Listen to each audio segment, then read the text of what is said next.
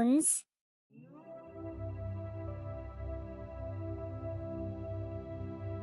गधा और धोबी। बहुत समय पहले की बात है।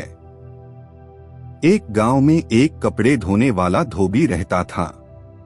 उसके पास एक गधा था जो उसके कपड़ों के गट्ठर उठाने में मदद करता था। धोबी अपने गधे से बहुत काम करवाता, लेकिन उसे सही से खाना नहीं देता था। गधे की नई चाल।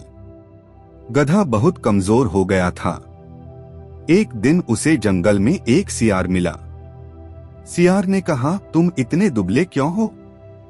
गधे ने दुखी होकर कहा, मेरा मालिक मुझे ढेर सारा काम करवाता है, लेकिन खाने के लिए कुछ नहीं देता। सियार हंसकर बोला, तो चलो मैं तुम्हें एक खेत दिखाता हूँ जहाँ बहुत सारी हरी हरी सब्जियां हैं। गधा बहुत खुश हुआ और सियार के साथ खेत में चला गया। वहाँ उसे हरी हरी सब्जियां दिखीं। दोनों ने पेट भरकर खाया और मजे किए। गधे की मूर्खता। खाना खाने के बाद गधा बहुत खुश हुआ और बोला, मेरा मन कर रहा है कि मैं जोर से गाना गाऊं। सियार डरकर बोला, अरे मूर्ख, अगर तुम गाना गाओगे तो खेत का मालिक जाग जाएगा और हमें पकड़ लेगा। लेकिन गधे को सियार की बात समझ नहीं आई। उसने कहा, संगीत आत्मा का भोजन है, मैं तो गाना जरूर गाऊंगा। सियार समझ गया कि यह गधा बहुत मूर्ख है।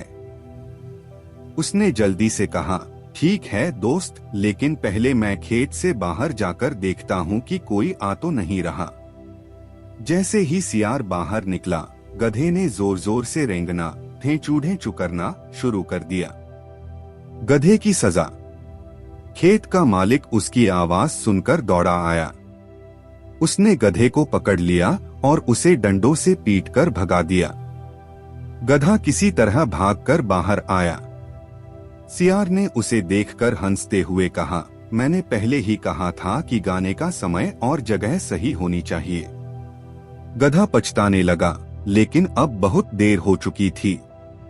सीख, हर काम का एक सही समय और जगह होती है।